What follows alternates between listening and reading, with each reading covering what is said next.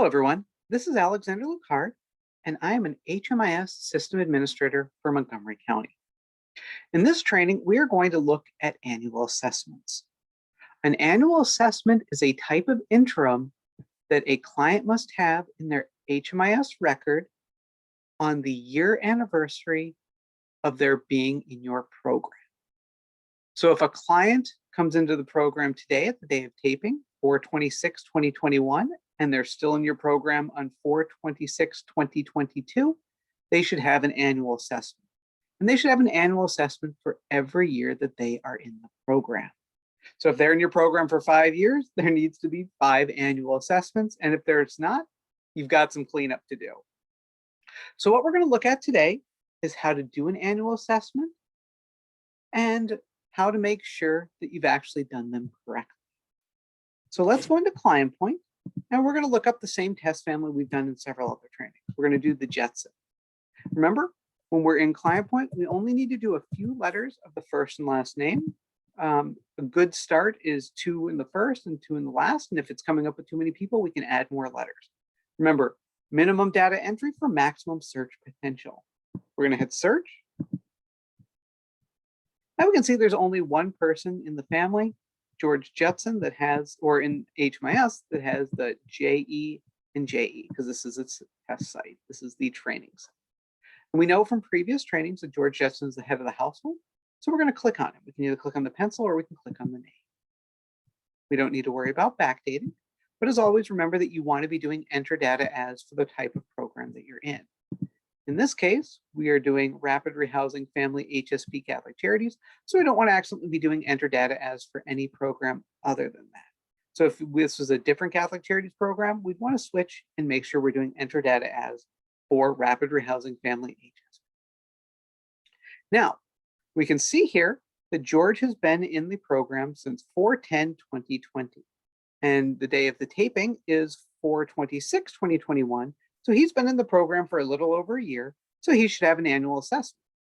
However, we can see that the Interims tab is blank. If there were interims being done, there would be a little number here ranging from 1 to 9+. Also, if we hover over it, we can see that the interim reviews are 0. And remember, for every client, there should be multiple interims. Every time that there is a change to the client past that project start date, there needs to be an interim. There should be an interim for the housing move-in date. There should be an interim for every time that the income changes, whether it's SSI, SSDI, things like that.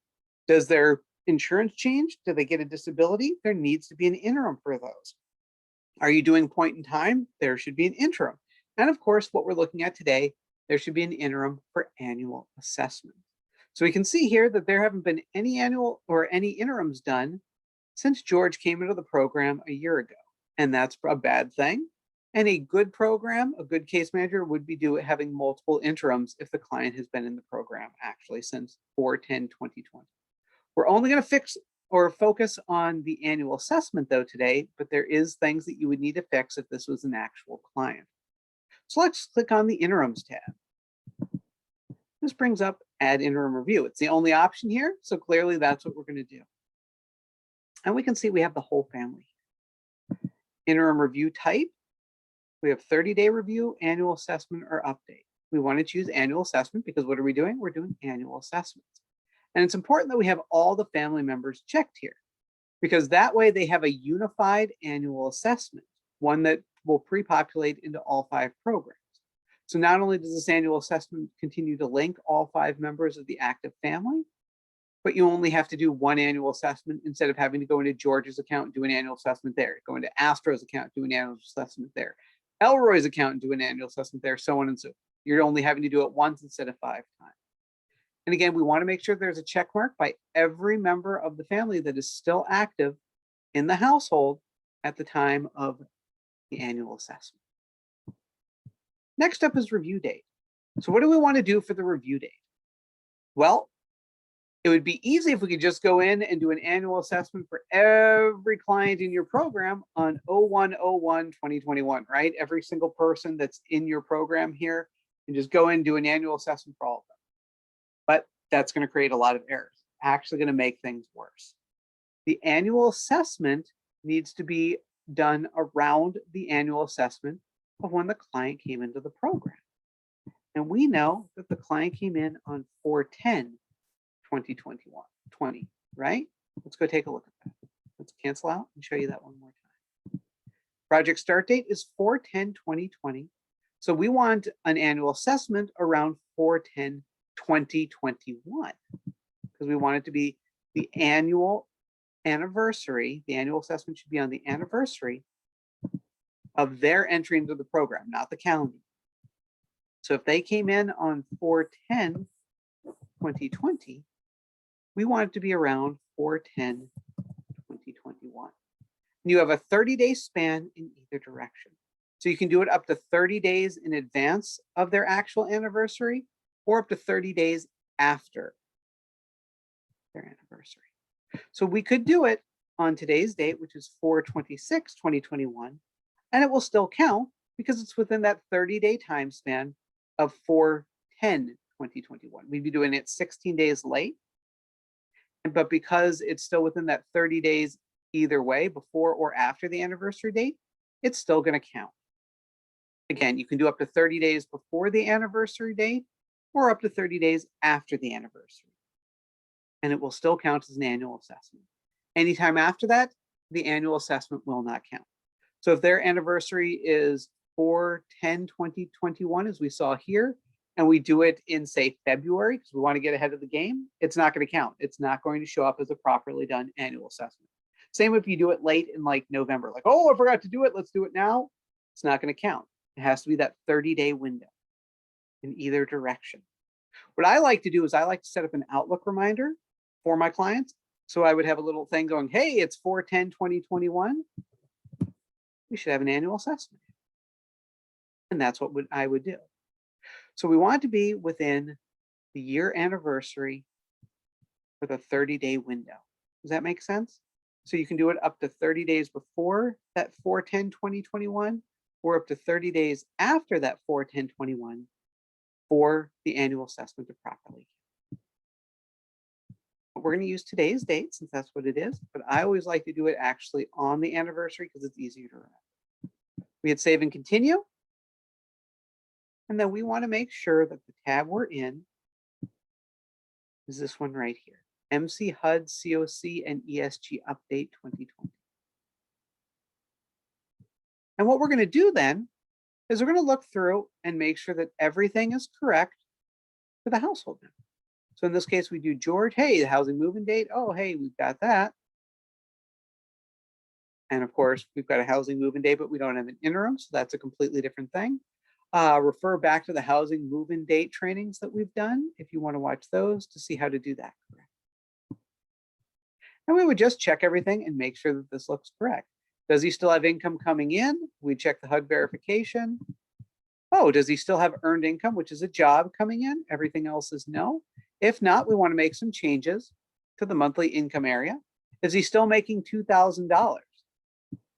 We want to make sure all of this is correct. We want to make sure every single thing here on the updates screen is filled out and filled out correctly. So if this was, say, SSI or SSDI, we know that that changes every January. So we'd want to make sure we have the most up-to-date amount. And of course, if you're doing case management correctly and you're doing an interim for every single change that happened, housing move-in dates, income changes, non-cash benefit changes, disability changes, insurance changes, point in times, annual assessments, all those things, you should have a bunch of interims by the time this 1-year anniversary rolls around.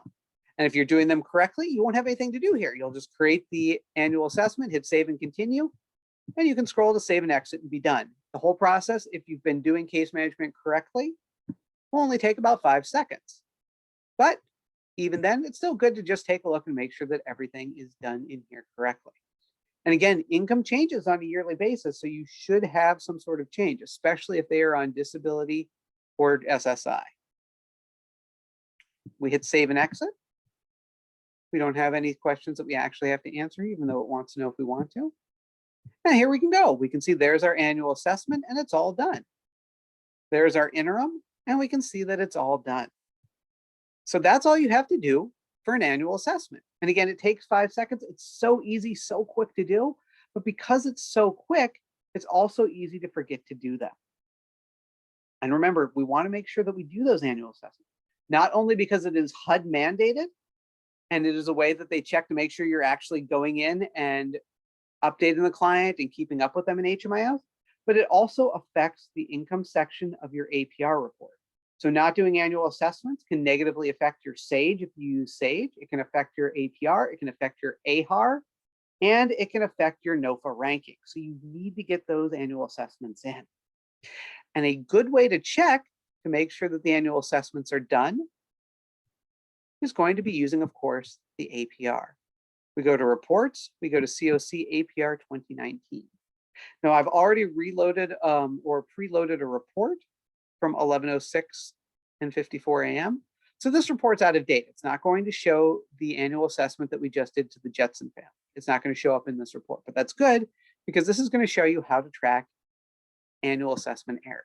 Let's click on the magnifying glass and load that pre-recorded report. And here we can see this is a program that has 8 clients in. And let me show you where the sections are where you can check to make sure that an annual assessment is done correct. The first section here is 6C, income and sources at annual assessment. We can see that there are 2 errors. 2 clients have an error with their annual assessment. Now, we know that those are going to be George and Jane Jetson, even though we just did them, because again, this is a preloaded report. Now, if you click on the blue here, there they are, George and Jane Jetson. And so it would say, hey, you've got to get some annual assessment errors fixed. Now in section 6C, this brings up 2 types of annual assessment errors. Either it's you haven't done the annual assessment, or there is an income error in an already done annual assessment. It's going to group both of those together and show the errors here for 6C. So if you use this section, you're not going to know which type of annual assessment error it is. You're just going to have a list of both types that are going to show up in this report. If you just want to see who needs their annual assessment done, we're going to scroll down here to sections 16 and 18. That's the best way to just see who needs their annual assessment. Why? Because there's an actual question here. Number of adult stayers without required annual assessment. And we can see 2. We click on it and it said George and Jane, because again, this report is pre-recorded from before we just did their actual annual assessment together. 16 and 18 both have the section number of adult stayers without required annual assessment. And we want to get those sections used a lot. You're going to be using the APR once a month. Remember, as in previous trainings, if you have an HMIS account, you need to be loading the annual performance report, the APR, once a month. Does not matter if you're a case manager or if you're a program director. You should be looking at this report once a month and looking for errors. And the one thing you'll see is number of adult stayers without required annual assessment. And in 16 and 18, this will give you your list of clients that need to have annual assessments done. Click on them, right? We're going to click on them, grab their HMIS ID numbers. We're going to go into their accounts and we're going to do them. Of course, we've already done them because again, this report is pre-recorded, pre-done. So those errors exist from before we actually did them together in this training. And that's what we want to do here with the APR. We want to make sure that we run this report so we can catch all our data errors. And that section 6C, section 16 and section 18 are all where you want to go to make sure that you're capturing annual assessment errors and fixing them. Again, annual assessment's super easy to do. They only take a few seconds, but you still need to make sure that you do them. And that's all that there is for this training here today. I thank you for joining me. And then please come back for another training where we're going to look at common annual assessment errors and how to fix them. That's going to be a supplemental training to this one. I hope you join me for it. Have a great day.